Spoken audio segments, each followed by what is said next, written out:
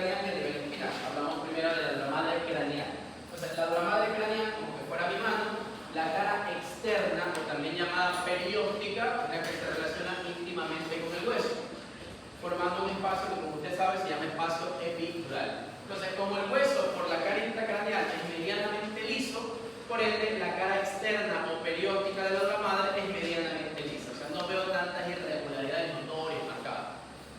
Mientras que la cara interna de la dura madre, también llamada meningia, porque mira las meninges que están por debajo de ella, sí son irregulares. Miren, aquí está la cara interna del hueso, acá está la cara externa de la dura madre, medianamente regular, así como la cara interna del cráneo, medianamente regular. Recuerden que la dura madre hace las veces del periósteo en la parte interna del cráneo. Los huesos del cráneo solo tienen periósteo, señorita, por favor. Los huesos del cráneo solo tienen periósteo por fuera, por dentro no tienen periósteo, por dentro está la dura madre. Ahora, la cara interna de la dura madre, lo que llama la atención son estos como tabiques o pliegues de la dura madre, que se conocen como pliegues durales, que crean una especie de compartimiento, como paredes, ¿no? Es decir, la cavidad intracraneal es como una casa. Una casa normal, regular, no son 4 paredes y ya. Una casa tiene su lugar para la sala, su lugar para el comedor, su lugar para el baño, sus paredecitas para los cuartos, etc. Asimismo, la cara interna del cráneo tiene una especie de paredes que se conocen como pliegues durales, que lo que hacen es compartimentar, hacer compartimientos dentro del cráneo. ¿Cuál es el objetivo de que se creen esos compartimentos? Pues distribuir las fuerzas. Gracias a eso, la fuerza que vaya a ejercerse dentro del cráneo por algún accidente, por el hecho de caminar, por algún movimiento brusco, por estar saltando, se distribuye de forma ordenada, de forma organizada. Como por ejemplo un tanquero de agua. Los tanqueros de agua tienen ese gran tubo en la parte de atrás, repleto de agua. Los tanqueros de agua, si usted los analiza y se puede dar cuenta, cuando el tanquero vira hacia la izquierda o vira hacia la derecha, imagínese usted qué pasaría si todo ese tanquero fuera un solo tubo lleno de agua. Entonces, a lo que vira hacia un lado, todo el agua evidentemente iría hacia el lado contrario. Golpeara la pared del tanquero y el tanquero se buscara. ¿Por qué no pasa eso? ¿Por qué no sucede eso? Primero, llevan despacio, no es que van acelerado. Y segundo, si usted abre ese tubo del tanque, se está dando cuenta que dentro del tubo existen tabiques, o sea, eso no es un solo tubo, tiene compartimientos.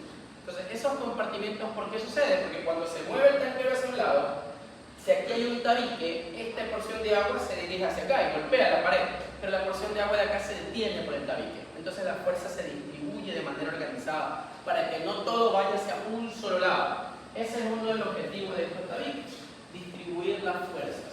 En el caso de que haya un accidente, algún movimiento brusco, en el caso de que usted salte, de que se vaya a rellampar, de que se vaya de ida y vuelta, o sea, y algún movimiento ya muy exagerado, esto le va a ayudar a que sus fuerzas se distribuyan de forma organizada. Ahora, ¿cuáles son esos pliegues de la dura madre? Dentro de los pliegues de la dura madre tenemos este de aquí, que se conoce como la hoz del cerebro. La hoz del cerebro se va a ubicar entre los hemisferios cerebrales, o sea, en la cisura interhemisférica.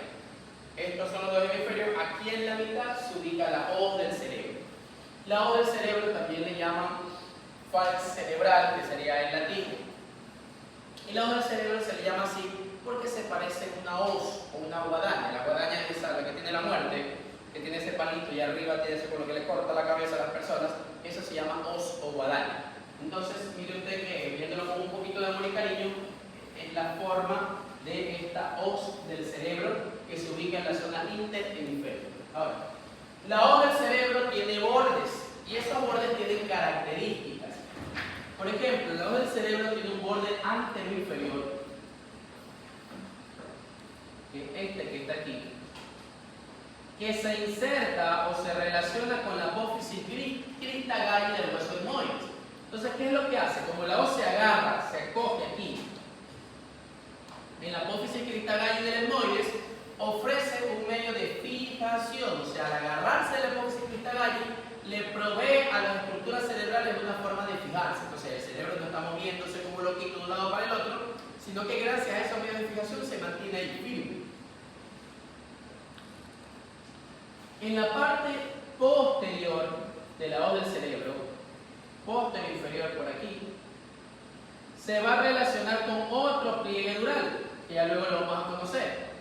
Y por ese lugar, por esa zona, por aquí va a circular una estructura venosa grande que se conoce como el seno recto. Por aquí estaría el seno recto.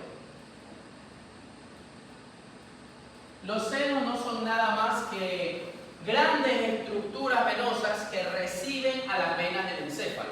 Las venas del encéfalo, como cualquier vena del riñón, del corazón, etc., a diferencia del resto de estructuras no cerebrales, no drenan directamente hacia las estructuras venosas más grandes hasta llegar al corazón, sino que ellos drenan a unas estructuras especiales que se conocen como senos venosos o senos de la dura madre, que pasan por aquí, por la dura madre. Entonces el seno recto es uno de ellos, que ya vamos a ver qué le llega ahí. Por el borde superior de la hoz del cerebro, por aquí por el borde superior, que está pegado a la dura madre, por aquí circula otro seno venoso, que se conoce como el seno sagital superior. El seno sagital superior. A este seno sagital superior le van a llegar todas las venas que drenan la cara lateral del cerebro, como por ejemplo usted lo ve aquí. Mire, este es el seno sagital superior, y a este seno sagital superior le van llegando las venas frontales de la cara lateral del cerebro, venas parietales de la cara lateral del cerebro, venas occipitales de la cara lateral del cerebro, y por medio de esta estructura de aquí, que se llama la vena anatomótica superior, que también llega al seno sagital superior, va drenando también la cara temporal. O sea, prácticamente casi toda la cara lateral del cerebro, drena hacia el seno sagital superior, y una parte drena por esta vena anatomótica superior, pero al final drenan en el seno sagital superior. Mientras más hacia atrás va el seno sagital, dése cuenta cómo se va engrosando cada vez más, porque cada vez se va llenando de más y más sangre venosa. Ese seno sagital superior, este que estábamos conversando aquí, va a desembocar en una zona que se conoce como la confluencia de los senos. Esto de aquí. Aquí desemboca el seno sagital superior, en esta zona de aquí, que es la confluencia de los senos. Antes le llamaban prensa de erófilo o tórcula. ¿Ya? Antes llamaba prensa de erófilo o tórcula, ahora se conoce como la confluencia de los senos, porque ahí confluye, por ahora, hablando del seno sagital superior. Mire quién más confluía, el que pasaba por aquí, por el borde posterior inferior de la hoz. ¿Cómo se llamaba este de aquí? El seno seno recto. Entonces el seno recto también llega hacia la prensa de erófilo, tórcula, o ahora llamada confluencia de los senos. Por el borde inferior de la hoz del cerebro, mire por aquí, por este borde inferior de la hoz del cerebro, por aquí pasa otro seno, el seno sagital. ¿Cuál sería? ¿Este de acá es el superior? ¿El de acá abajo es el seno sagital? Inferior, el seno sagital inferior. Este seno sagital inferior va recibiendo la sangre venosa de la cara medial del encéfalo. ¿Ya? Recibe la sangre venosa de la cara medial del encéfalo. Y de ahí su sangre venosa va a desembocar en el seno recto, que luego va a la prensa de erófilo, tórcula o confluencia de los senos. ¿Ya? Entonces miren que el seno sagital inferior no llega a la confluencia de los senos, llega al seno recto. Entonces ya tenemos la sangre venosa de la cara lateral del cerebro, drena hacia el seno sagital superior. La cara medial drena al seno sagital inferior. El seno sagital superior llega a la confluencia de los senos. El inferior llega al seno recto, que luego llega a la confluencia de los senos. ¿Qué más llega al seno recto, aparte del seno sagital inferior? Mire, hacia el seno recto, que estaría por acá más o menos, también va a llegar esta venita de aquí, que se conoce como la vena cerebral magna, que fue descrita por Galeno.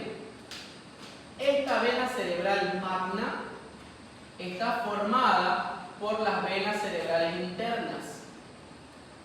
O sea, la unión de las venas cerebrales internas van a formar la vena cerebral magna, que es la que llega al seno recto.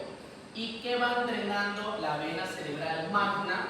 Y por medio de las venas cerebrales internas, drenan la parte profunda del cerebro. Hasta ahorita hemos visto cara lateral al seno sagital superior, cara medial al seno sagital inferior, nos falta basal y profunda. Las partes profundas de la base y todo lo profundo, lo que ya hemos visto, núcleo, etc., están drenados gracias a estas venas cerebrales internas que forman la vena de Galeno. Estas venas cerebrales internas es importante saber cómo se forman. Las venas cerebrales internas están formadas a su vez por tres venas: las venas tálamo-estriadas, la vena septal y la vena coroidea. Entonces mire usted como la vena tálamo-estriada, la vena septal y la vena coroidea, que está aquí en el plexo coroideo, las tres se unen y van a formar a la vena cerebral interna. Y esta vena cerebral interna se une con la del otro lado y forman la gran vena de Galeno o vena cerebral magna, que es la que desemboca en el seno recto. Esta vena tálamo estriada se encuentra entre ¿qué y qué? Si se llama tálamo estriada. Entre el tálamo y el cuerpo estriado o el neoestriado, ¿ya? Que es una parte del cuerpo estriado. Y el neoestriado, y entre el neoestriado, que uno de ellos es el caudado, ¿se acuerda usted que es un componente del neo? Y el tálamo se forma un surco. ¿Cómo se llama ese surco? Surco octoestriado. Por el surco octoestriado, ¿qué pasaba? ¿Se acuerdan? La estría terminal. Además de la estría terminal, también pasa la vena tálamo estriada. Entonces, por el surco octoestriado pasa la estría terminal, que es una fibra amigdalófuga, que ya la vimos, y además también va a pasar la vena tálamo estriada, que luego junto con la septal y la coroidea van a formar la vena cerebral interna, que luego se une con la del otro lado y forma la vena cerebral magna, que desemboca en el seno recto. Y todo esto va llevando la sangre venosa de las estructuras profundas del cerebro. Y nos falta solo una, ver la cara basal, cómo se drena la cara basal del cerebro. Entonces mire usted, la cara basal del cerebro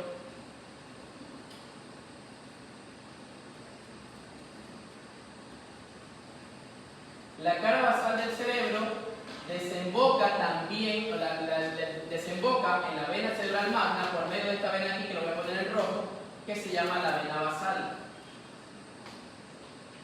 Entonces la vena basal desemboca también en la vena cerebral magna. O sea, en la vena cerebral magna llega lo profundo de las venas cerebrales internas y la cara basal, orbitaria y triángulo occipital del cerebro, por medio de la vena basal.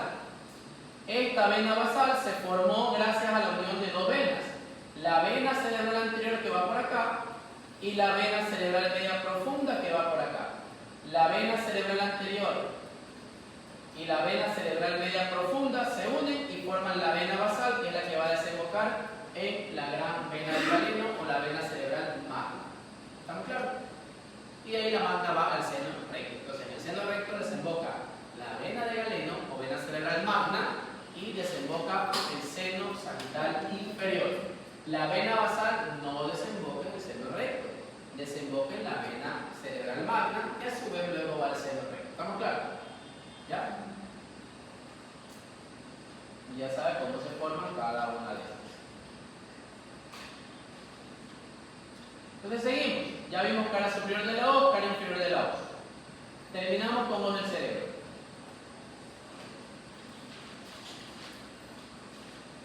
Vamos a hablar de otro pliegue de la dura madre. Entonces, la hoja del cerebro hacia los lados, hacia atrás y a los lados, aparece una especie como de alas. Estas alas se conocen como la tienda del cerebelo. Es la tienda del cerebelo, o también llamado tentorio. Tienda del cerebelo o tentorio. Se llama así porque se ubica sobre el cerebelo como que fuera una tienda de campaña. Entonces mire usted aquí en este gráfico, aquí vemos parte de la hoja del cerebro. Mire cómo está aquí el parte, ya sería casi seno recto, porque estamos bien atrás, seno sagital inferior haciéndose seno recto. Aquí estaría el seno sagital superior, el huequito que está arriba. Y como estamos en la parte posterior, vemos hacia atrás estas especies como de alas que se ponen sobre el cerebelo, que se llama la tienda del cerebelo o tentorio. Acá tendría los lóbulos occipitales por arriba y acá tendría los hemisferios cerebelosos por abajo. Y es por eso que lo que está por encima de la tienda del cerebelo se llama supratentorial y lo que está por abajo se llamaría infratentorial. ¿Ya? Entonces, volviendo, la hoja del cerebro también tiene una forma como de un cuadrado, más o menos un cuadrado, ¿no? Mire usted, tiene una gran porción fija. Por ejemplo, esta porción de aquí, que es la que se une con la tienda del otro lado, que a su vez es el borde póstero inferior de la hoz.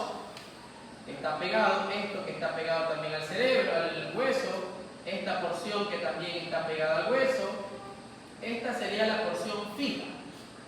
Tiene una porción posterior-medial fija, una porción posterior y un poquito lateral fija, y tiene esta porción anterolateral que también está fija a huesos. Pero también tiene una porción libre, que se encuentra un poquito la línea media y hacia adelante, que es esta porción de aquí. Esta porción de aquí no está pegado a nada, es decir, tiene una porción fijada y tiene una porción libre. Esta porción libre de la tienda del cerebelo o tentorio, si usted se da cuenta, se une con la porción libre del otro lado y deja un agujero, porque los dos están libres. Entonces la una está libre, la otra está libre y deja un espacio, deja un agujero, que es este que está aquí. Este agujero o espacio se lo conoce como incisura o cisura del tentorio. Y gracias a ese espacio es que se puede comunicar lo supratentorial con lo infratentorial, porque si la tienda estuviera ahí fuera una sola malla, ¿cómo se comunica? ¿Cómo llega la señal al cerebro? Pues el cerebro no tuviera señal. Entonces, gracias a la incisura del tentorio es que se puede comunicar lo supra con lo infra. Entonces, yo tengo aquí este tentorio y por aquí estas son las orejitas del mesencéfalo. Entonces, el mesencéfalo, que como dos orejitas, se comunica con lo supra, que es el tálamo, el encéfalo y todo eso. Y hacia abajo se continúa con puente de rumbo que es infratentorial y atrás del cerebelo. ¿Estamos claros? ¿Ya? Entonces, gracias a esta incisura del tentorio, yo puedo comunicar lo supra con lo infra. Aquí tendría lo del otro lado, ¿no? Para poner un poquito más incluso. Ahora, ¿qué pasa con los bordes fijos?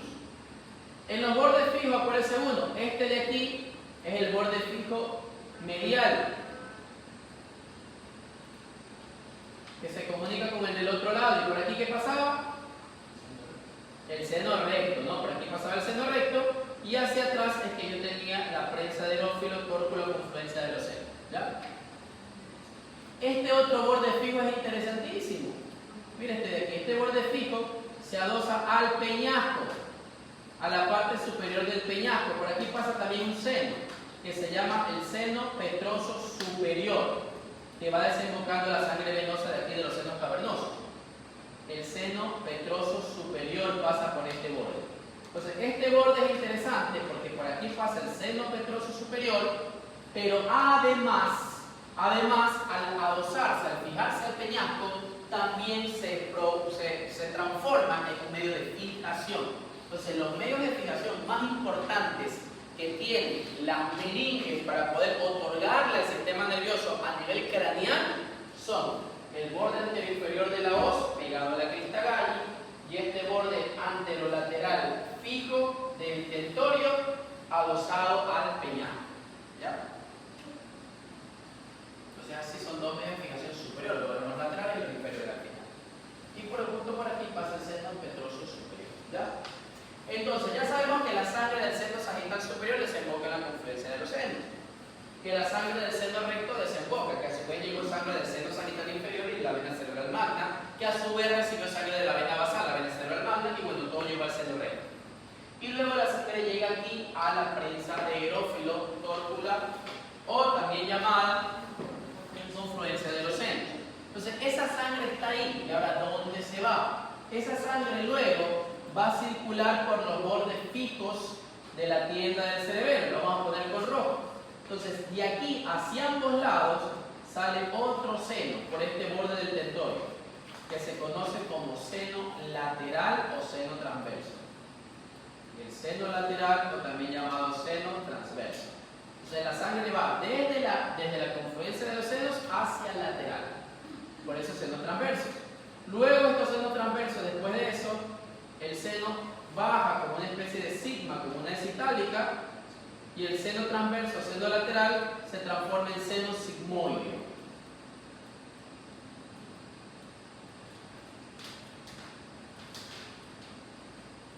Se transforma en seno sigmoideo. Y este seno sigmoideo luego desemboca en la vena yugular interna. Esa vena yugular interna, usted sabe que después de un momento se une a la subclavia, forman el tronco venoso brachiocefálico, el derecho y el izquierdo, se unen y eso es lo que forma la vena cava superior, que es la que desemboca en el corazón. ¿Ya? Y así ya la sangre venosa está en el corazón y hace todo el ciclo que usted ya sabe, ya conoce. Entonces ya sabe usted cómo se drena la sangre venosa del cerebro. Se drena, a diferencia del resto de estructuras, por estos mecanismos. Mire usted, seno sagital superior, desembocando aquí a la confluencia de los senos. El seno sagital inferior no lo veo aquí. ¿Por qué no lo veo? Al seno sagital inferior. ¿Por qué? Porque el seno sagital inferior está en la cara medial y aquí estamos viendo solo cara lateral. Entonces, bueno, nos inventaríamos el seno sagital inferior allá atrás luz. El seno recto tampoco lo veo porque también es cara medial, pero aquí voy viendo un poquito de seno recto, ¿no? Llega aquí al seno transverso, luego sale por aquí, perdón, llega aquí al seno, a la confluencia de los senos, sale por el seno lateral, luego se transforma en seno sigmoideo para al final terminar en la vena jugular interna. ¿Ya? Hay un pequeño seno occipital que casi no se lo toma muy en cuenta. Y miren también cómo la fosa posterior va desembocando o va drenando también su sangre venosa, ¿no? Aquí ya el seno lateral va llegando a la sangre venosa de lo que es el tronco encefálico y el cerebelo. Pero todas las venas de todas las estructuras del encéfalo tienen que confluir en los senos venosos de la dura madre y van a llegar al corazón por medio de los senos venosos de la dura madre. ¿Ya?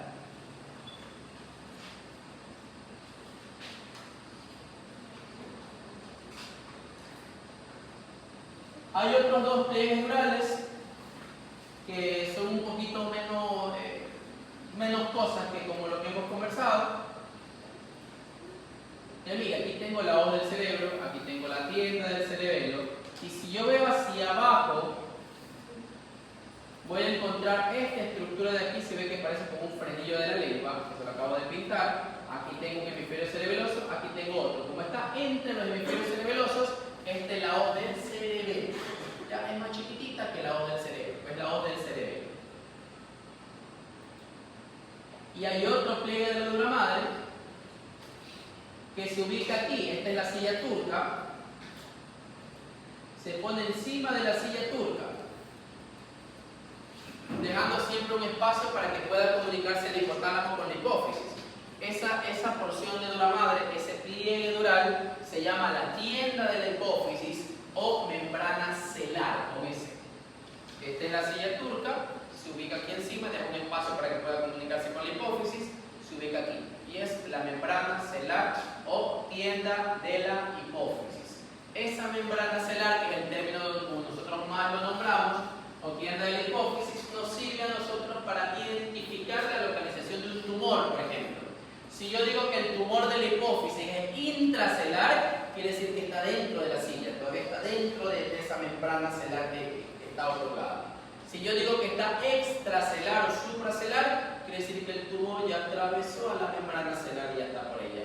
Si yo digo que es paracelar, quiere decir que se ubicó a un ladito. Pero bueno, yo hablo de la localización del tumor de la hipófisis en dependencia de cómo está en relación a la membrana celar. ¿Ya? Tienda de hipófisis casi no lo nombramos nosotros, digamos.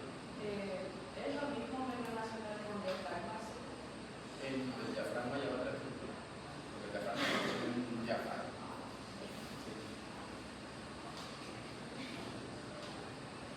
Entonces, ¿alguna otra pregunta?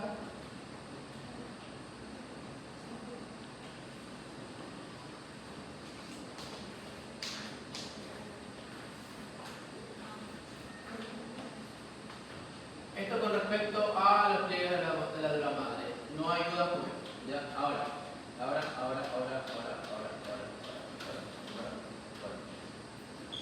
Ahora, para terminar con respecto a la dura madre, craneal, nosotros tenemos la vascularización. La vascularización de la dura madre craneal es fácil porque son las arterias meningias, anterior, media y posterior. La más importante es la arteria meningia media, ¿ya? Pero bueno, son tres arterias meningias, anterior, media y posterior, que son las anteriores ramas de las etmoidales, de los facetas nasales, la meningia media, que ya usted sabe que es rama terminal de la carótida externa, y la meningia posterior, que algunos la ponen como rama de carótida externa, otros dicen que viene de la faringe ascendente, pero bueno, la cosa es que la nutrición de las meninges están dadas por las arterias meningia anterior, media y posterior, pero la media es la más importante, la más gruesa, la más representativa, la que se daña fácilmente, la que se daña en algún problema. Con respecto a la inervación más importante de las meninges es por el nervio trigémino. La parte anterior, o sea, la fosa anterior por la primera rama del trigémino, la parte media, segunda y tercera rama del trigémino, la parte posterior también algo del trigémino, pero bueno, como ya vamos a fosa posterior, también puede estar ahí el noveno y el décimo nervio craneal, y algunos libros hablan de la primera rama cervical. Ahora, esta vascularización y esta inervación, es decir, ambos, van a formar algo que se conoce como el complejo neurovascular, o sea, trabajan muy en conjunto, trabajan muy afín, están ahí juntitos. La vascularización principalmente va por el nervio trigémino y las arterias de las meninges. Y este complejo, llamado complejo neurovascular, es el que cuando se altera puede producir determinadas patologías que son medianamente frecuentes, como las patologías vasculares asociadas a dolor de cabeza. Ejemplo típico, la migraña. ¿Ya? La migraña en su causa, ¿ya? Bueno, no su causa, sino el daño que provoca para que se dé la migraña es a nivel de esta unión neurovascular. La unión neurovascular se altera y es lo que provoca el dolor de cabeza, pulsátil, micraniano, asociado a determinadas cosas. Y el tratamiento se enfoca en el manejo de este complejo neurovascular, que ahora se sabe que libera determinadas sustancias, y por eso hay que tratar esas sustancias para poder mejorar a los pacientes que sufren de migraña de difícil control, que a pesar de que le damos muchos fármacos no mejoran. ¿Ya? Entonces es importante recordar que este es el que se daña. Ahora, conversando un poquito, ya conversamos de la madre craneal, hablemos un poquito de algo de enfermedades. Recuerden el orden que ya lo habíamos visto. Nosotros tenemos el hueso, inmediatamente debajo del hueso está la dura madre, hay un espacio entre el hueso y dura madre que se llama espacio epidural. El espacio epidural es un espacio virtual, o sea, un espacio donde no hay nada, un espacio que realmente no existe. El hueso y la dura están ahí, cerrando ese espacio. Ahora, ¿qué sucede? Mientras más pasa el tiempo, la dura madre se pega más y más al hueso. O sea, por ejemplo, la dura madre de ustedes, que son evidentemente más jóvenes que mí, está menos pegada al hueso que en mi caso.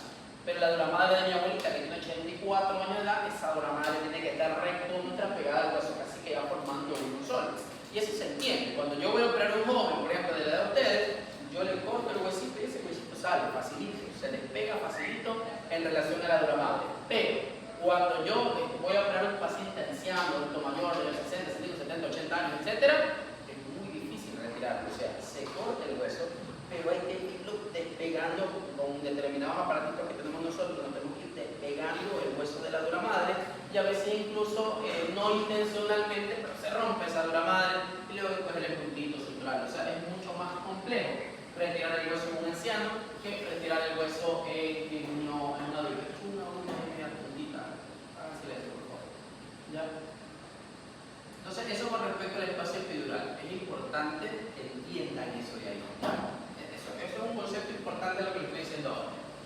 Luego sigue la dura madre, que ya la vimos, y de ahí sigue la aracnoide, ¿no? Entre la dura madre y la aracnoides hay otro espacio, que es el espacio subdural, ¿no? El espacio subdural es un espacio que sí es real, es como un espacio, no es que circula algo en especial, pero sí hay un espacio, sí es real, no es que está ahí adosándose, y eso no se pierde con el tiempo, ¿no? El espacio subdural está ahí. Es más, con el paso del tiempo también tiende a crecer, ¿ya? A contrario de lo... ¿ya? Tiende a crecer incluso el espacio, ¿ya? Pero un espacio real, no es un espacio virtual como en este caso. Y luego tenemos la aracnoide y la pia madre formando el espacio subaracnoideo, por ahí circula el líquido cefalorraquídeo, ¿no? Que eso ya más o menos ustedes lo han escuchado, bla, bla, bla. Y después de la pia madre sigue ya al cerebro. La pia madre cubre el cerebro como que fuera una funda, ¿no? Como que mano fuera del cerebro y la vía madre lo está cubriendo con una telita, con una puntita que yo estuviera protegiendo al cerebro. Ahora, recordar que en relación a la dura madre yo tengo senos venosos, ya vimos el sagital superior, el inferior, el recto, en donde el más representativo es el seno sagital superior, ¿ya? Pero tenemos otros senos. Recordar que la dura madre tiene una vascularización. Esas arterias que nutren a la dura madre circulan por el espacio epidural, pero se acuerdan que le dije que el espacio epidural es un espacio que no existe. Entonces, los vasos sanguíneos, ¿qué les toca hacer a ellos? Como ese espacio no existe, se incrustan en el hueso, le dejan una muesca, o sea, realmente están metidos en el hueso. Y acuérdense usted cuando, por sus profundos conocimientos de micro 1, de macro 1, cuando vieron la anatomía, ustedes vieron el hueso parietal. Y cuando vieron el hueso parietal, dijeron que en el hueso parietal había una muesca, una hoja de hiera que le llaman, ¿no? Pero usted sabe cuál es el borde anterior e inferior del hueso. Eso no es nada más que la seña, la muesca, el recuerdo de la arteria meningia media. Entonces, como el espacio epidural es muy pegadito, las arterias tienen que meterse en el hueso porque no entran en el espacio epidural, ¿ya? Entonces están aquí, creando una especie de muesca en ese espacio epidural.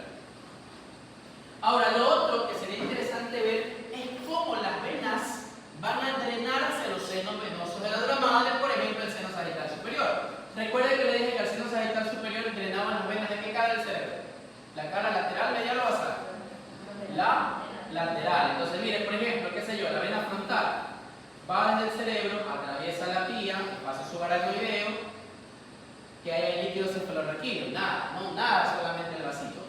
Pero, ¿qué pasa? Cuando va a llegar al seno sagital superior, como aquí hay un espacio aéreo, o sea, no hay nada, hacen como un saltito. El que descubrió esto vio que como que saltaban las arterias, porque es como que había un vasito que estaba en medio de la nada, porque en el espacio subaracnoideo no hay nada. Entonces el obvio yo digo, pues eso parece un puentecito, porque en el espacio subaracnoideo están nadando en agua, ¿ya? En cambio acá están nadando en la nada, y parece un puente. Por eso a esas venas, cuando pasan por el espacio subdural para ir al seno venoso de la dura madre, le llamaron venas puente. Y eso cuando nosotros levantamos la dura madre, o sea, la dura madre, ¿no? Levantamos la dura madre, nos damos cuenta que hay unos vasitos que están aquí agarrados, ya que se llaman venas puente. Y si se rompen, pues no hay problema que ya vamos a pasar. ¿Ya? Entonces, esto es interesante. Ahora, basado en estos conocimientos previos que ya estamos aprendiendo, les comento que existen dos patologías que pueden ubicarse en estos espacios que generalmente son de origen traumático, posterior a algún tipo de accidente, por caída, por golpe, por resbalón, no sé, cualquier accidente que se le meta a usted a la cabeza, y a eso se conoce como hematomas. Hematoma es un tumor de sangre, es una colección de sangre, eso es un hematoma. Existen dos tipos de hematomas en base a lo que hemos conversado: el hematoma epidural y el hematoma subdural. Epidural usted ya sabe cómo se escribe, subdural usted ya sabe cómo se escribe. Y basado en saber que existe algo que se llama hematoma epidural y algo que se llama hematoma subdural, podemos conversar acerca de las diferencias. Basado en neuroanatomía, basado en lo que conocemos, basado en lo que hemos hablado, podemos saber las diferencias entre el hematoma epidural y el hematoma subdural. Epidural, subdural.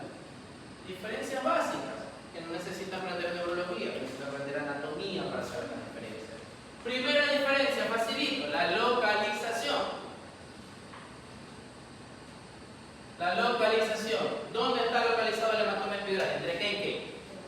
Entre el hueso y la dura madre. Facilito. Entonces usted ya sabe, inmediatamente retiro el hueso, me lo voy a encontrar. En cambio el subdural está entre la dura madre y la aracnoide. Entonces, inmediatamente retiro el hueso, ¿lo voy a encontrar al subdural? No, tengo que abrir la dura madre. Y ahí sí lo voy a encontrar. Ya. Me justo hoy en la mañana, pero un hematoma subdural. Saqué el hueso, ¿lo encontré? ¿Encontré el hematoma? No, tuve que abrir la dura madre. ¿Me salió el hematoma subdural. ¿Ya? Es un concepto básico, fácil, pero para algunos quizás se complica, ¿no? Pero para ustedes jamás se les va a complicar eso. Segundo, el origen. El origen. El origen me refiero al vaso culpable. En el espacio epidural, ¿qué vaso me encuentro ahí? Una arteria, que la arteria de digna media. Entonces los hematomas epidurales generalmente son arteriales. Te digo generalmente existen variantes, pero lo más frecuente es lo que vamos a conversar ahora. Y si en un momento nos volvemos a encontrar en el futuro, ahí sí ya tenemos que ver las variantes, que ya son un poquito más técnicas, ¿no? Arterial, ¿qué arteria? La arteria meningia media, que es facilito, solo se ve en anatomía.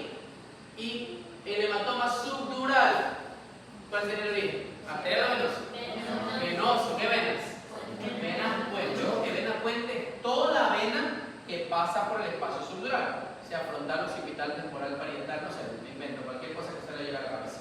Toda vena que pasa por el espacio subdural se transforma en vena puente. Entonces el origen es venoso. ¿Qué vena? La vena puente. ¿Ya?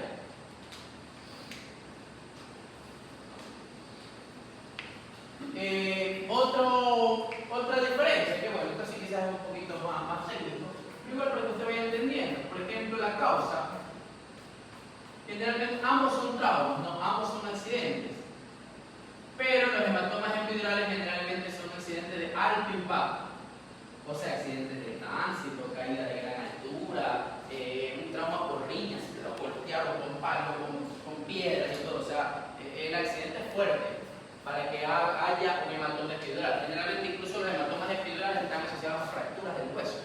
O sea, la fractura del hueso es la que rompe el vaso, porque puede ser que el vaso está metido en el hueso. Entonces, si se rompe el hueso, paga el vaso también ahí. Entonces, y para que se rompa el hueso, no tiene que ser un trauma banal. Pero, o sea, si yo ahorita me resbalo aquí, no creo yo que me fracture el hueso, salvo que tenga osteoporosis o alguna patología. ¿Ya? Pero si tengo un accidente de tránsito, la posibilidad de que me fracture el cráneo es alta. Mientras que los hematomas subdurales generalmente son cinemáticas de bajo impacto. El paciente estaba, no sé, el piso estaba resbaloso, se resbaló, se cayó, estaba en la hamaca y se soltó un pedazo de la hamaca y se cayó al suelo. Le cayó una pelota en la cabeza porque estaba caminando. A veces los traumas son tan banales que el paciente ni se acuerda. Dicen, ¿y usted sufrió un accidente? No me acuerdo de un accidente. Quizás fue algo muy pequeñito, ni se acuerda, fue algo banal. Ya, puede ser hasta por toser. El paciente tose, ya vamos a ver por qué, ¿no? El paciente tose, puede ser eso, ya hay un movimiento de la cabeza y eso puede provocar un hematoma subdural. Ahora, basado en eso, ¿qué te voy a decir, doctor? Veamos la diferencia. Otra diferencia, la edad de presentación. Y ahí usted me va a entender lo que le digo hace rato, lo que le dije hace rato. La edad de presentación. Generalmente, por lógica, ¿no? En la vida real a veces hay cosas raras, pero generalmente, ¿quiénes son las personas que tienen accidentes por andar en moto, accidentes por caídas, accidentes por riñas? Generalmente son los jóvenes, ¿no? Es difícil usted ver a una abuelita de 24 años andar en una moto en contravía. O sea, puede ser que pase, pero en teoría es para hacerlo meme, ¿no? Para publicarlo, no sé, algo no muy frecuente. Porque un viejito de 94 años se entra a golpe con uno de 96, por no sé, por algo. O sea, no es muy lógico que pase, puede ser que pase, pero no es lógico pasar. Entonces, entiendo usted primero que la edad se relaciona con la cinemática. Entonces, es más frecuente en los jóvenes la cinemática de alto impacto. Ahora, ¿por qué también la edad apoya a que se forme un hematoma epidural? Porque acuérdese usted que en los jóvenes el espacio epidural, si bien es cierto, es virtual, pero ahí la duramadre está bien pegada al hueso o no mucho. No mucho. Entonces, aparte que es una cinemática de alto impacto, aparte que me rompe el hueso, aparte que me rompe el vaso, como se despega fácilmente la dura del hueso, pues se puede formar el hematoma. ¿Ya? Entonces, eso ayuda. En cambio, el hematoma subdural, generalmente los ancianos, pues frecuentemente cuando tienen un accidente, los accidentes no son de alto impacto, porque como les digo, es difícil que sea por tránsito, es algo que no sé, que va caminando por la calle y un vehículo lo agarra, pero es más frecuente los ancianitos, ¿no? Que están, qué sé yo, regando las plantas, el suelo está mojado y se resbalan y se caen, o están acostados en la hamaca y se suelta algo de la hamaca, o están durmiendo en una litera, se levantan y se golpean en la parte alta porque no se acordaron que existe un tope en la cama que está más hacia arriba. No sé, traumas más pequeños generalmente son los que tienen los ancianos, ¿no? Se caen en la misma casa, que se están caminando muy bien y se caen, etc. Entonces, la edad apoya a esta cinemática de bajo impacto. Lo segundo, acuérdense lo que ya les dije, en ellos no es tan frecuente, de hecho es prácticamente casi imposible un hematoma epidural, porque los ancianos, la duramadre está bien pegada al hueso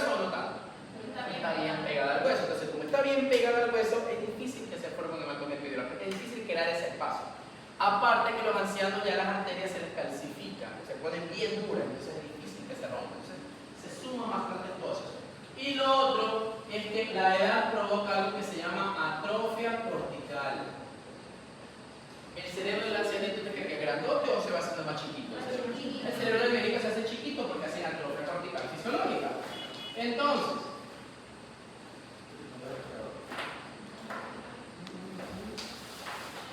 tiene un cable, alguien tiene un cable de cargador de lo que sea.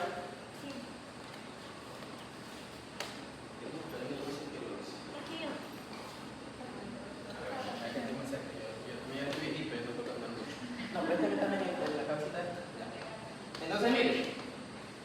Entonces, asumamos que mi mano izquierda, esta mano de aquí, donde está el cargador, es la de una madre con el seno sagital. Y mi mano derecha sería el cerebro. El cable sería la vena puente. Entonces, ustedes, por ejemplo, que tienen un cerebro grande, bien nutrido y todo normal, su vena puente es esto. Entonces, ustedes se mueven, saltan, corren, van al la para, y su vena es esto. Pero ¿qué pasa con el anciano? El anciano se atrofia cortical. Entonces, como hace atrofia cortical, el cerebro cada vez se hace más chiquito, y la vena puente se tensa más. Mientras más viejito se hace, más chiquito se hace el cerebro y la vena puente se va a tensar más. Entonces, eso hace que un trauma banal, un trauma aparentemente sin importancia, qué sé yo, el paciente está caminando, se resbaló, se le rompa su vena puente. ¿Ya?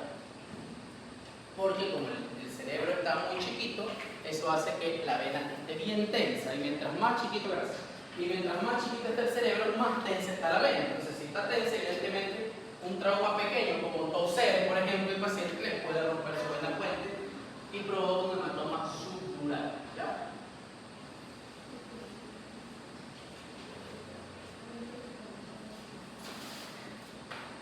Ahora, ¿cuál sería más grave?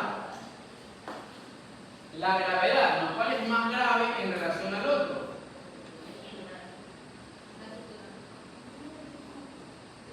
Tenemos que ver primero la lógica, ¿no? La gravedad, primero, el epidural tiene que ser más grave, porque uno, por el origen, es arterial, ¿no? Las arterias que hacen, las arterias pulsan. Entonces, mientras late ese vaso, cada vez le va formando más el hematoma epidural. Entonces, primero, este es más grave. Uno, porque la arteria pulsa. Este sería más grave. Segundo, acuérdese usted que los jóvenes, que donde es frecuente el hematoma epidural, pues se cae. El hematoma epidural no tiene atrofia cortical fisiológica, o sea, el cerebro de ustedes es un cerebro que no tiene atrofia.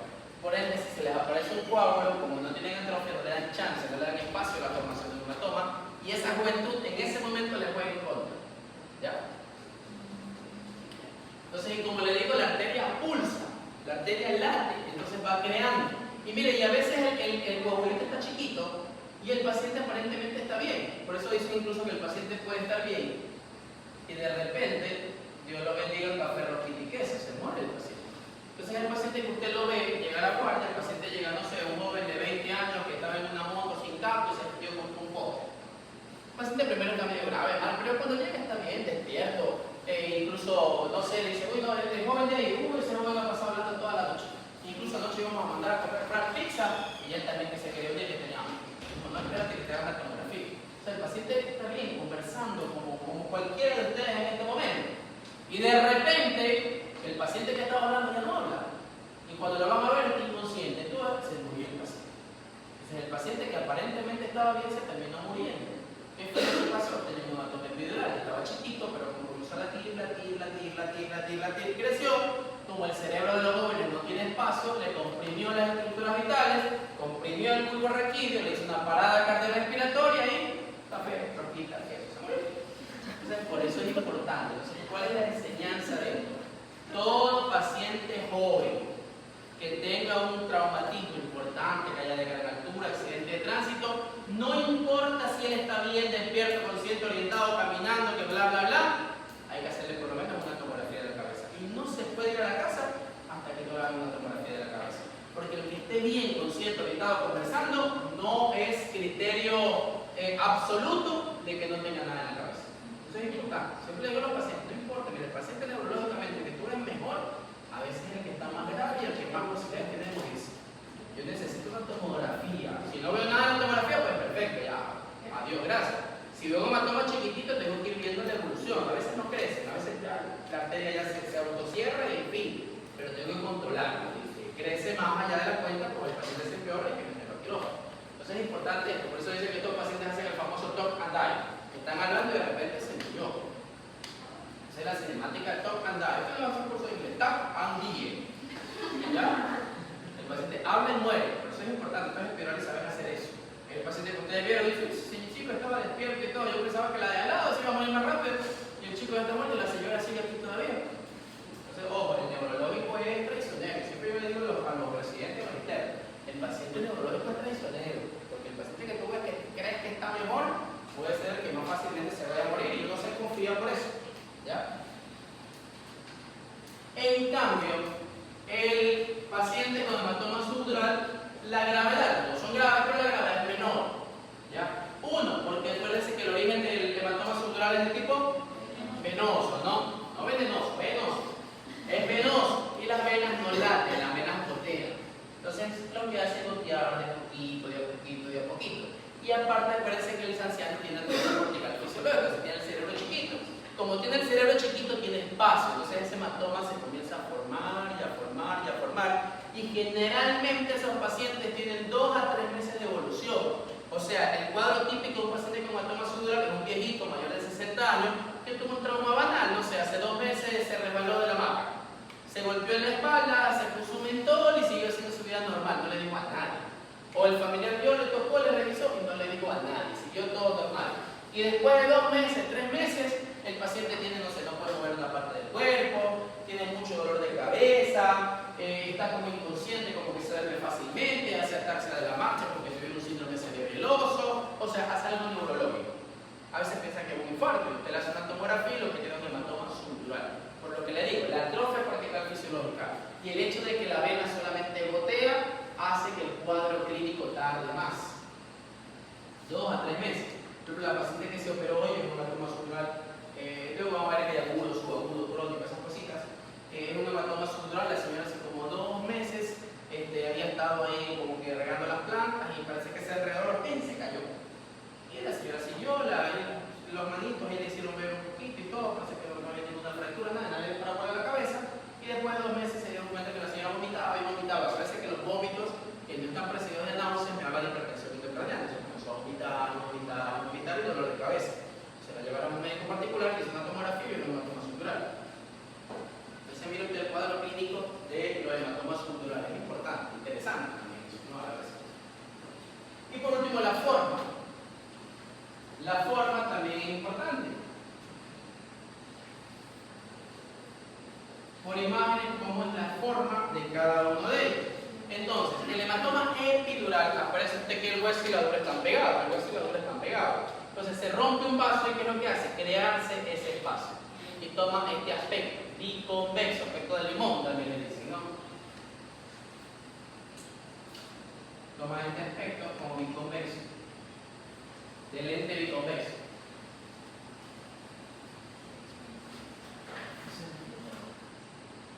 Más o menos quedaría como así, ¿no?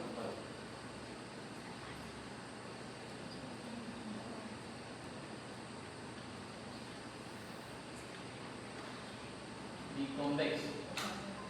Forma de limón, le decían algunos. Mientras que el hematoma subdural, acuérdense del hematoma subdural, como el espacio subdural es un espacio real, lo que hace es llenarse y como el cráneo es curvo, pues toma un aspecto como de semiluna, dice la literatura. Un aspecto como de una semiluna. O sea, este sería el convexo, en cambio el subdural, cuando usted lo ve como una especie de una semiluna. Este sería el subdural, forma de banana, dicen algunos también, y el epidural, forma de limón o forma biconvexa. El epidural y el subdural. ¿Ya? ¿Alguna pregunta de que tú tipo algo?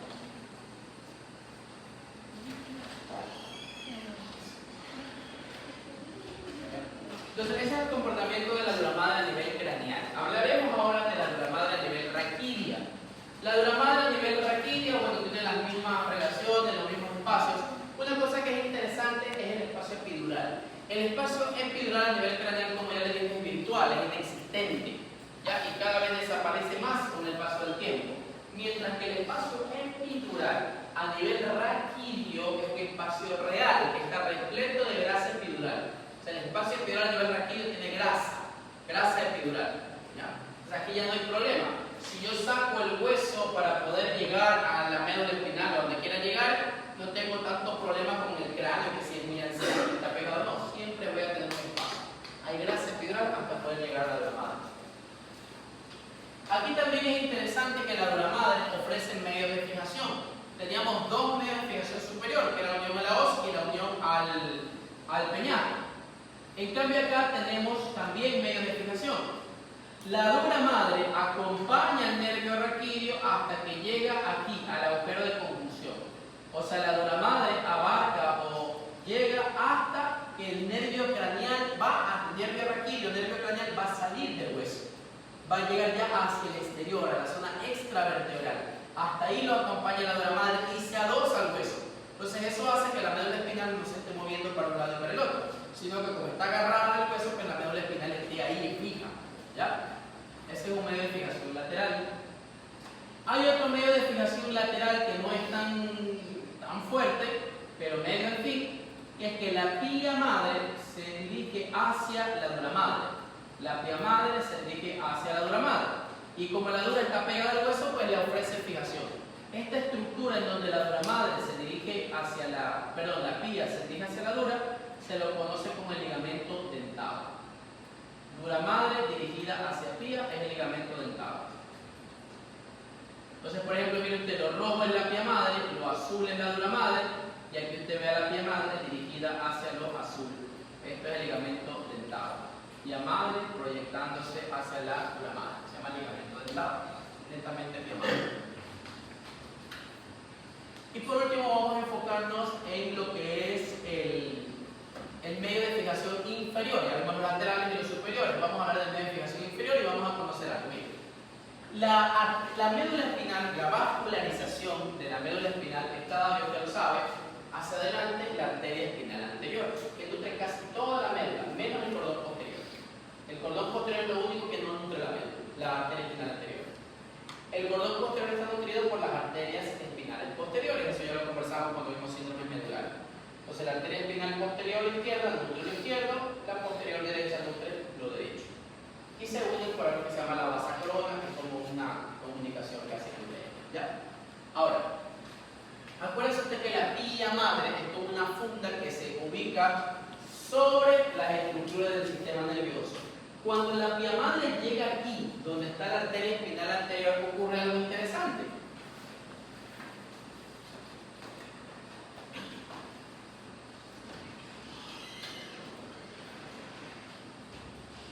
Miren, la pía madre hace esto, se ubica aquí, y cuando pasa por la arteria espinal anterior se divide en dos capas.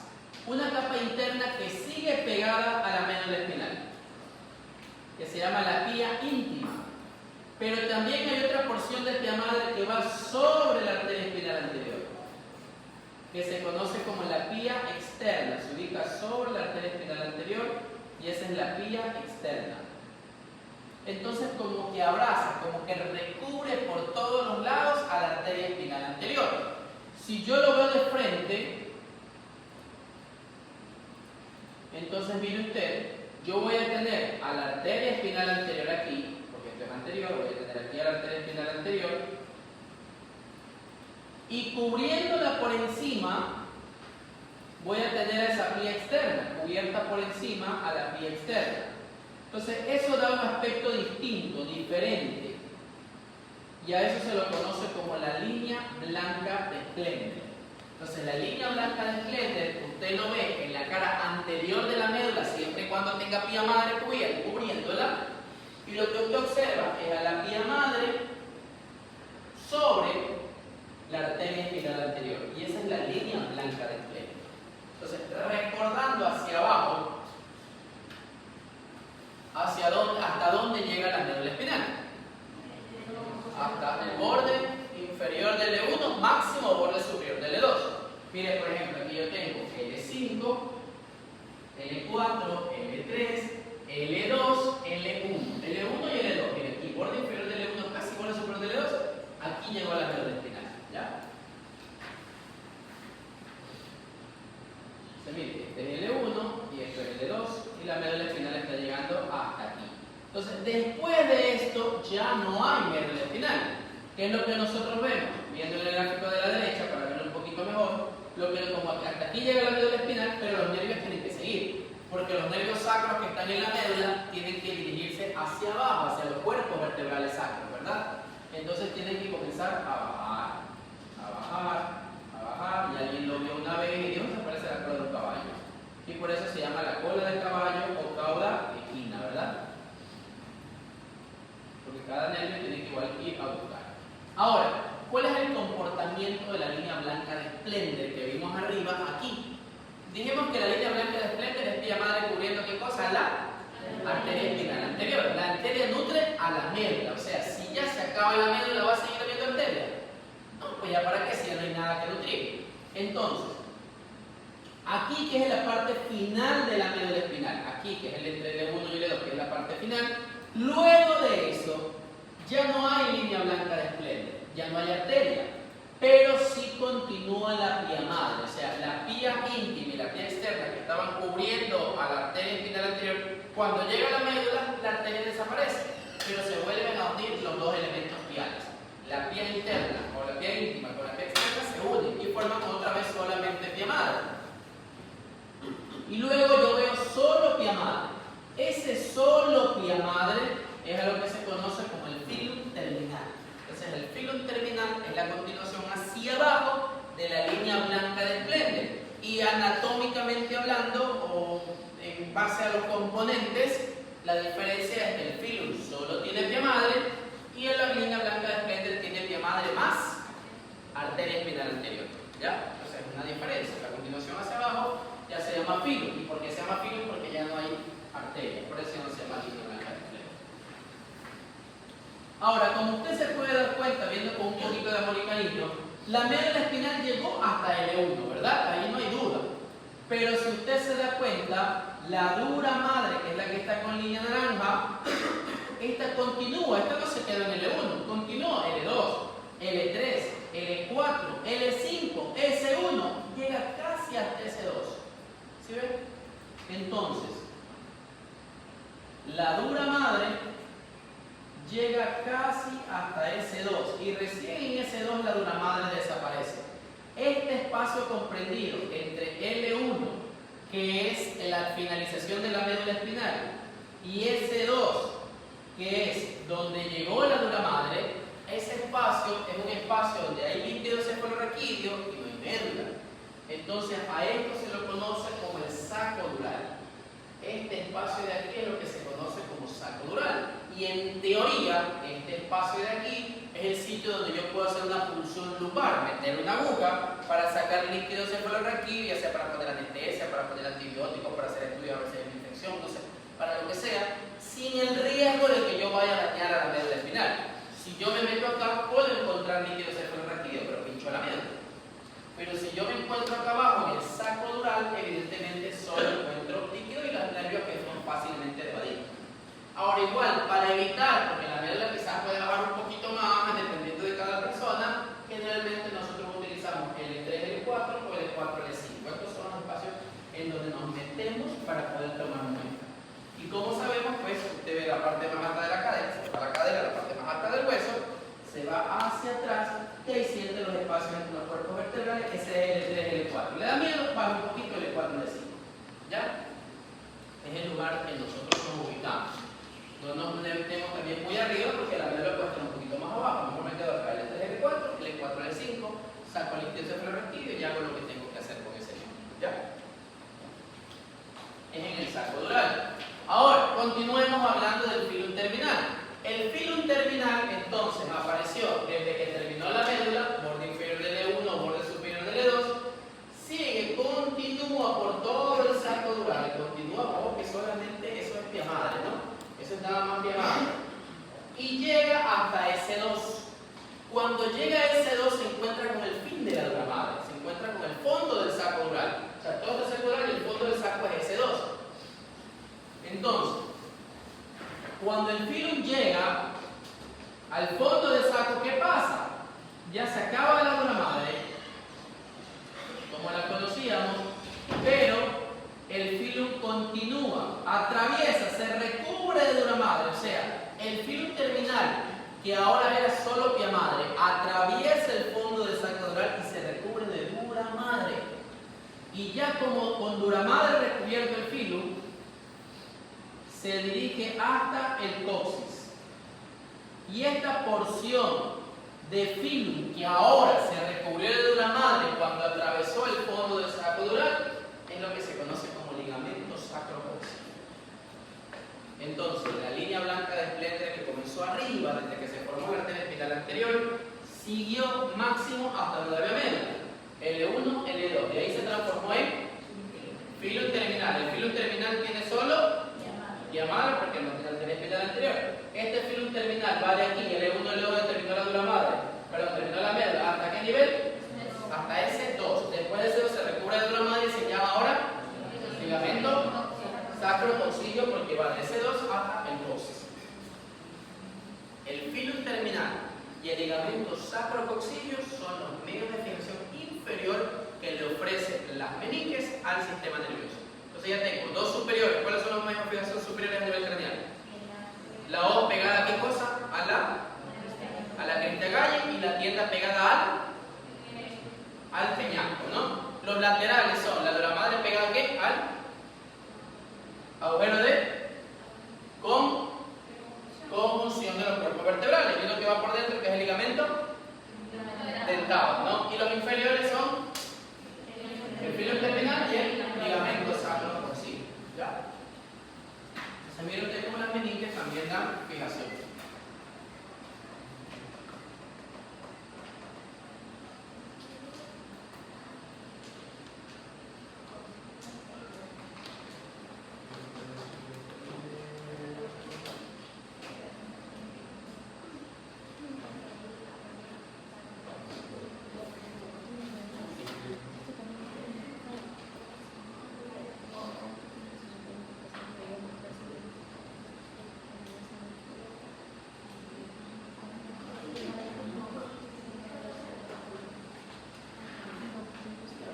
Entonces con eso terminamos de hablar de la dura madre. Vamos a hablar ahora de lo que es el resto de estructuras, la arachnoides y la pia madre, que son estructuras separadas, pero por tener un mismo origen embriológico a veces se las nombran en conjunto, como pia, arachnoides o leptomeninge, pero ojo que están separadas, no son una misma estructura. Un poco más de lo mismo, ya sabemos que crea un espacio entre ellas, la arachnoide y la pia madre, que es el espacio subarachnoideo que tiene líquido cefalorraquídeo. Ahora, con respecto a esto, yo quiero que entiendan. Entonces, miren, la pia madre cubre a la dura madre como que fuera una funda, ¿verdad? Una fundita cubriéndola. Ustedes ya han visto los especímenes anatómicos que les muestran en la práctica, pues y algunos de ellos, ustedes se dan cuenta que es como una telita encima, esa es la pia madre. A veces ya con el paso del tiempo la telita se pierde y usted ya ve la estructura del sistema nervioso. Pero entonces, como que mi mano fuera el cerebro o el encéfalo, y la pia madre hace esto como una funda. Pero al final de cuentas mi mano sigue teniendo piel. O sea, mi mano tiene piel. Lo que hace la pia madre es crear una capa extra. Pero el cerebro asimismo tiene como una especie de piel, o sea, tiene una cubierta externa, aparte de la pia madre.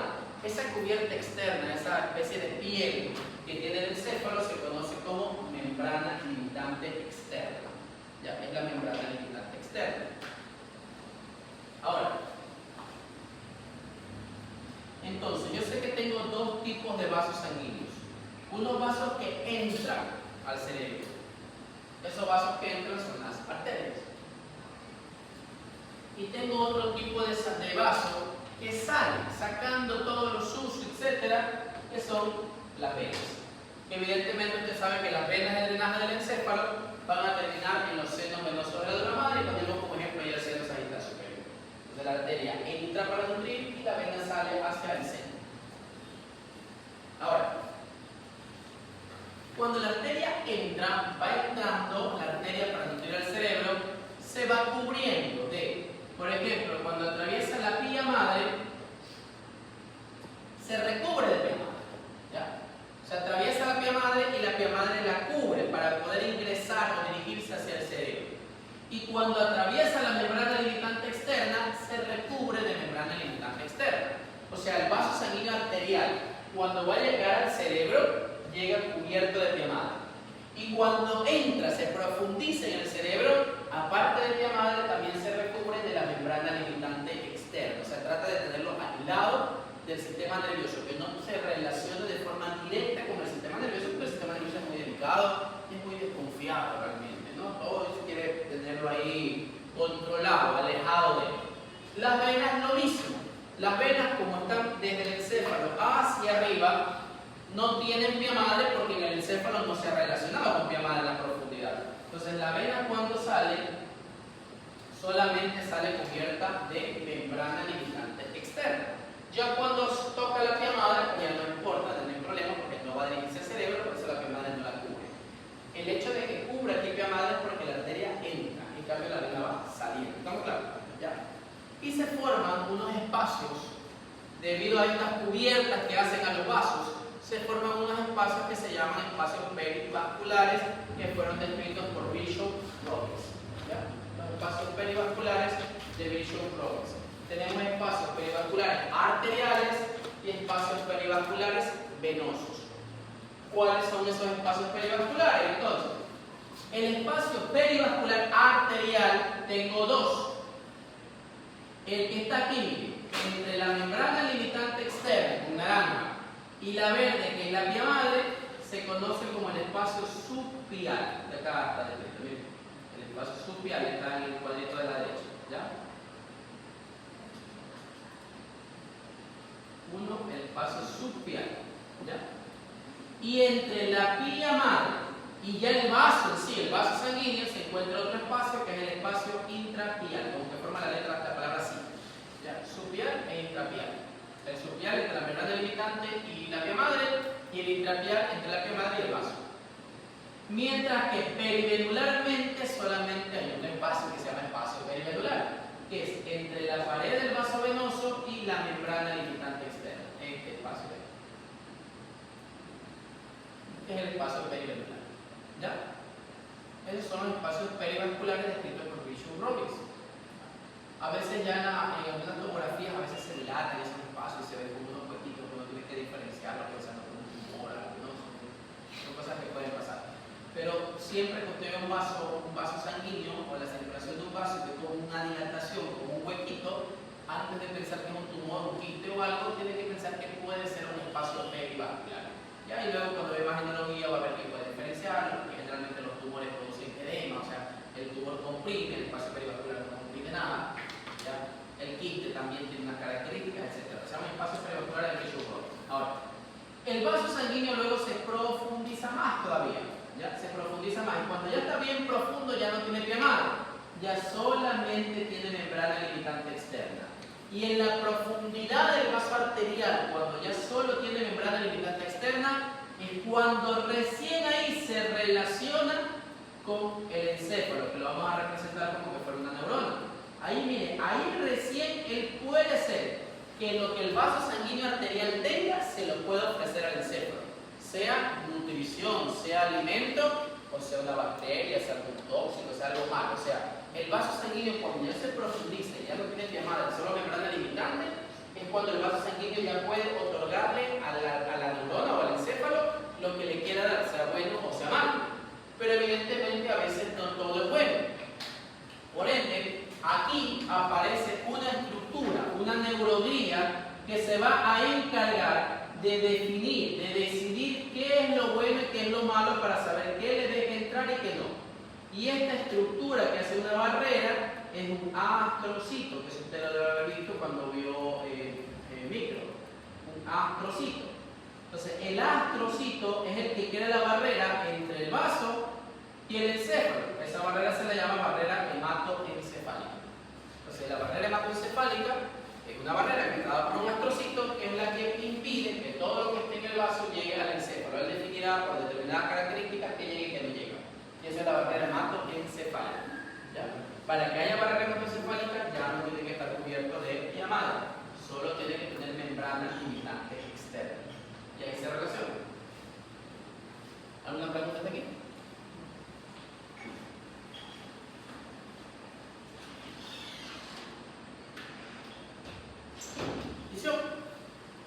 Pasemos al tema de los ventrículos cerebrales. Los ventrículos cerebrales, como usted sabe muy bien, son cavidades que están dentro del encéfalo, en la dentro del encéfalo, por donde circula lo que se llama el líquido cefalorraquídeo. cefalorraquídeo, ¿ya? La primera parte de los ventrículos cerebrales, que son los ventrículos laterales, y más el tercero y el cuarto, generalmente contienen en su interior las estructuras que se encargan de producir ese líquido cefalorraquídeo. Entonces, el líquido cefalorraquídeo se produce principalmente en los ventrículos cerebrales, más que todos los iniciales, que son los ventrículos laterales, que ya le vamos a conversar. Esos ventrículos laterales contienen en su interior algo que se conoce como los plexos coroides.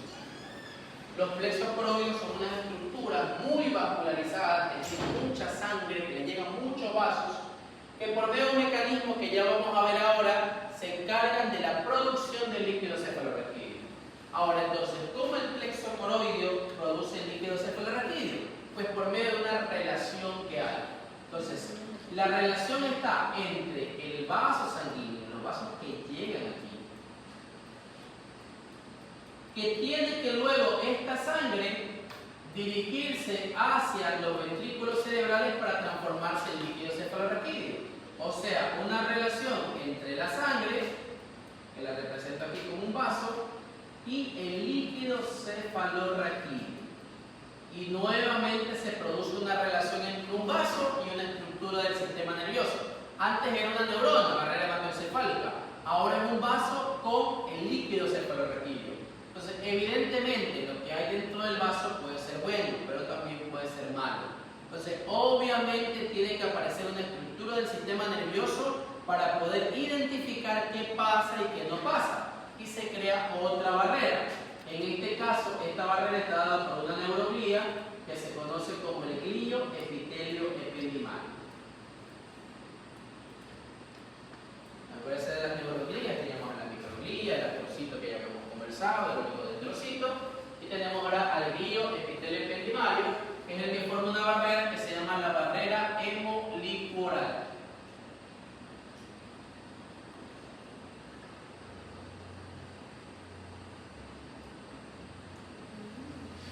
La barrera hemolicuoral. Hemo de sangre, licuoral del líquido cefalorraquídeo. ¿Y cuál es la estructura neurológica que se interpone ahí para poder impedir que cualquier cosa llegue? El glio epitelio ependimal.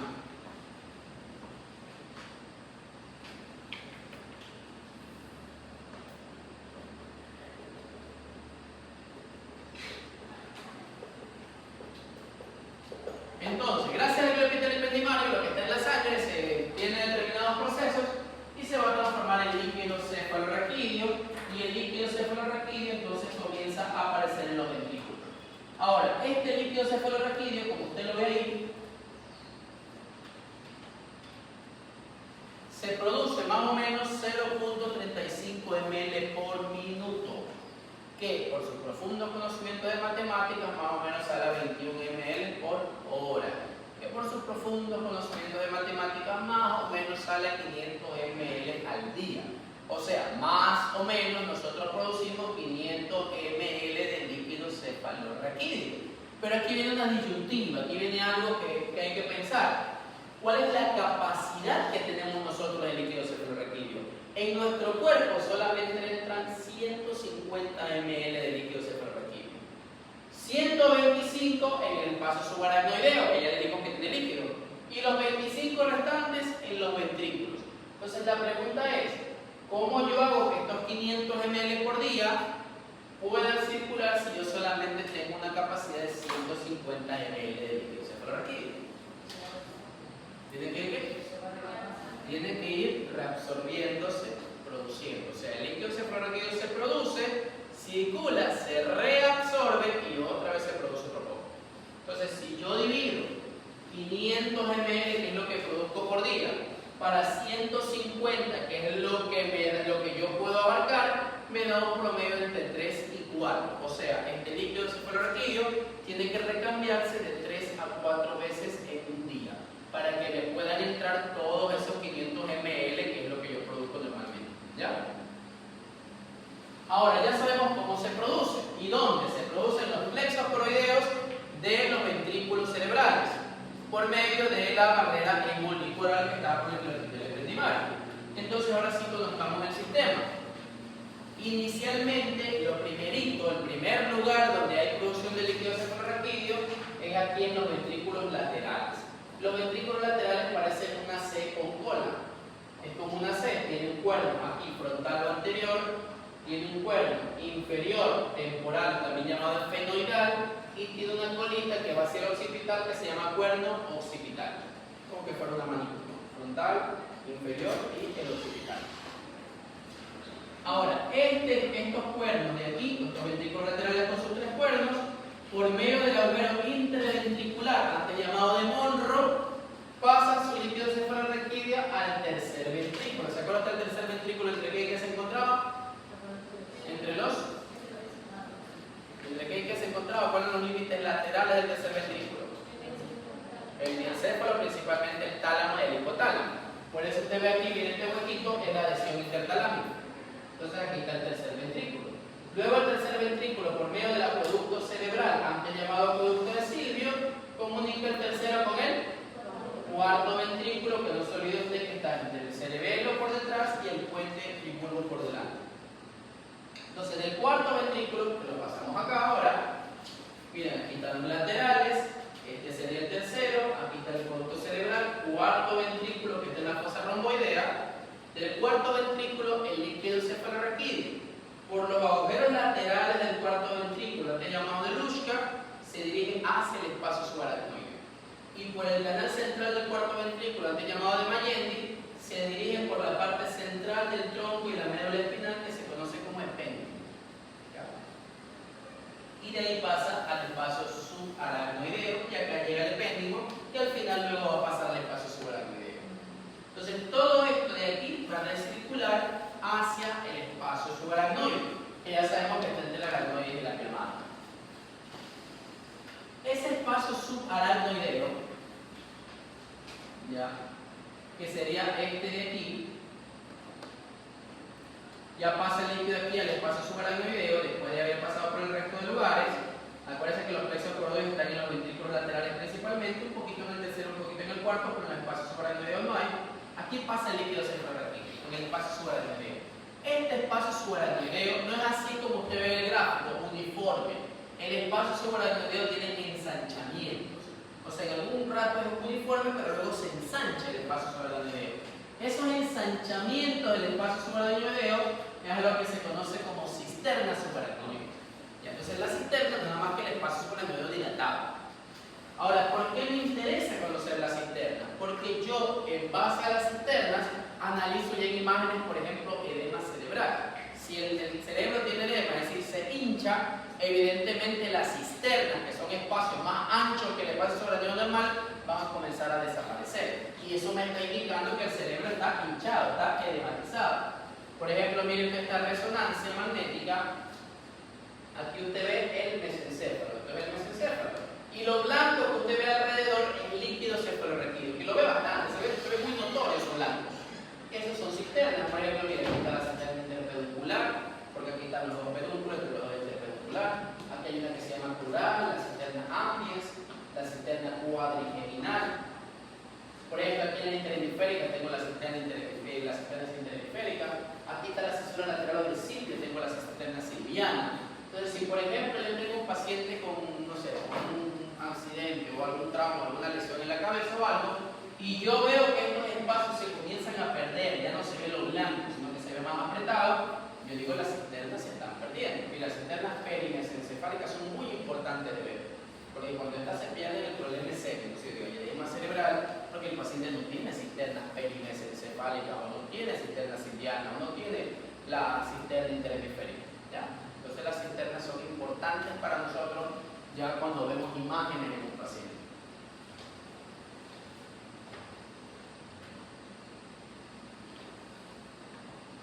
Ahora, el líquido cefalorraquídeo ya está en el espacio subaracnoideo, sea con cisterna o no, está en el espacio subaracnoideo. Y ahora, ¿qué le toca? Le toca reabsorberse, porque acuérdense usted que el líquido cefalorraquídeo se produce, circula y se reabsorbe. Entonces, ¿cómo se reabsorbe? Miren, esto trabecular que usted ve es el espacio subaracnoideo. Entonces, en el espacio subaracnoideo hay unas proyecciones del espacio subaracnoideo hacia los senos venosos de la dura principalmente hacia el seno sagital superior, o sea, hacia todos, pero principalmente hacia el seno sagital superior. Y esas comunicaciones que hay aquí, se las conoce o se las llama como vellosidades aracnoides o granulaciones aracnoides descritas por Pacioni. Las vellosidades aracnoideas o granulaciones aracnoides de Pacioni son proyecciones que se den hacia los senos venosos de la dura madre para que el líquido cefalorraquídeo se drene hacia el seno venoso.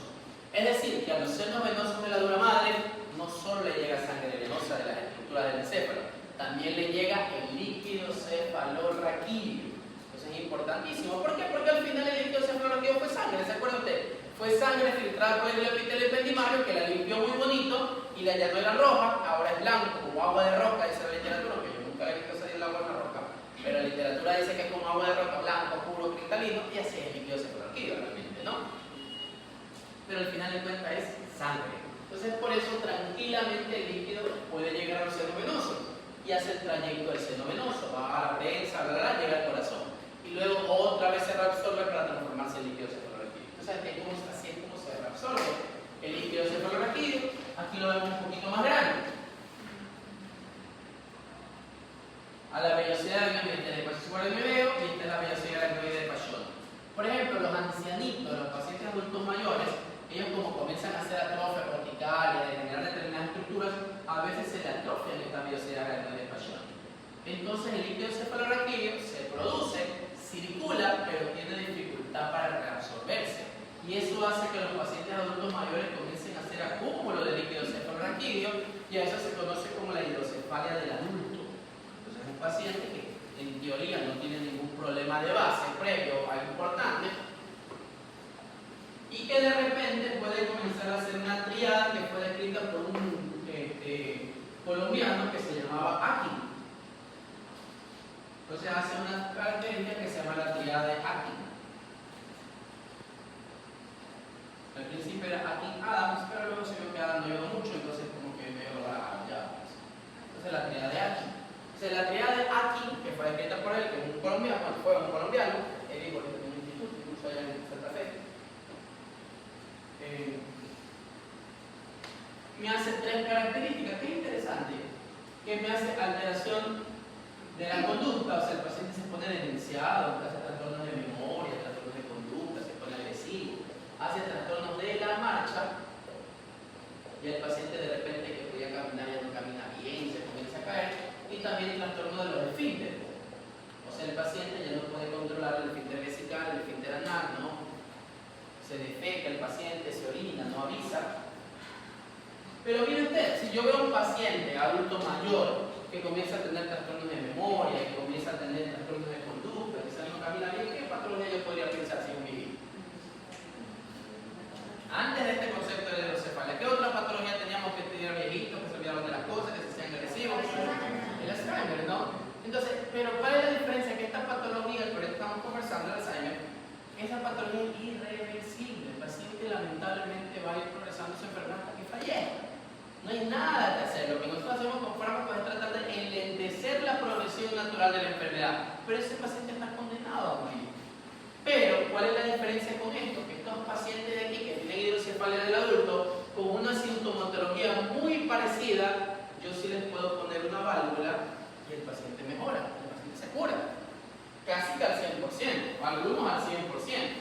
Entonces, por eso es importante que cuando ustedes vean un viejito, anciano, que tenga trastornos de la memoria, trastornos de conducta, más aún si aparte el familiar dice, oye, mi papá caminaba bien y ahora ya no mucho, y sabe que antes era avisado para ir al baño, era mucho, o sea, más aún si tiene estas tres características, pero a mí me han dicho que sufre de una enfermedad de Alzheimer, que es de los viejitos y que ya no hay nada que hacer.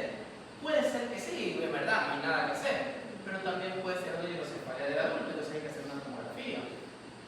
Y si en la tomografía usted ve que están dilatados los ventrículos, están grandes esos ventrículos, evidentemente son hidrocefalia del adulto y eso sí tiene tratamiento. Usted le pone una válvula y el paciente va a mejorar bastante, poquito, mucho, casi al 100% la mayoría.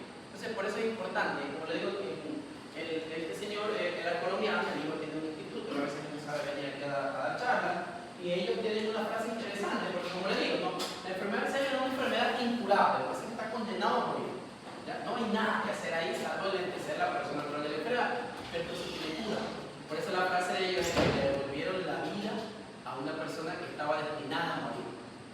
la mayoría de esos pacientes, antes de descubrir esta patología, se decían, no, paciente adulto mayor, no me pone más años, no hay nada que hacer, tome memantina y vaya a su casa a morir. Pero no, algunos de estos pacientes se les ponía una válvula, no tenían que tomar nada más y mejoraron al 100% y son pacientes sanos, ¿no? Ahorita o por sus problemas, pero ya esto ya se curó. Entonces, por eso siempre hay que tener esta patología como diagnóstico diferencial. En algunos casos, pues le van a devolver la esperanza de vida al paciente que ya estaba condenado a morir. ¿Ya?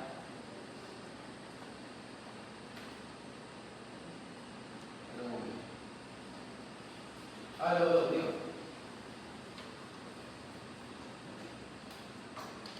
Tenía una pleurocitosis linfocítica, por eso tengo una pleurocitosis linfocítica como proteína, que es 150 de proteínas y tenía como 66 me parece de yodo.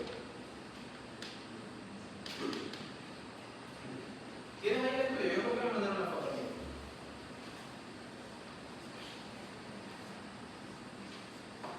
Tenía una pleurocitosis linfocítica, me parece de 66, ya te paso ahora. Por eso me lo pasó su barra ayer. Y tenía 150 de proteína.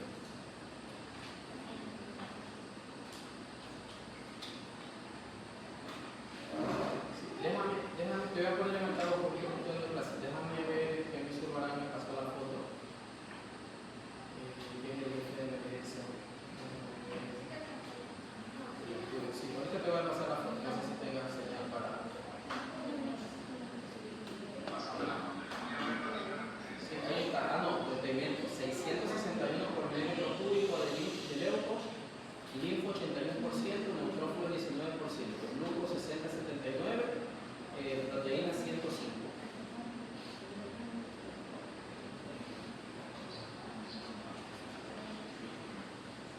No, me dijeron que el cultivo fue negativo, pero yo no, que era negativo, que no había mucho ojo, no había nada.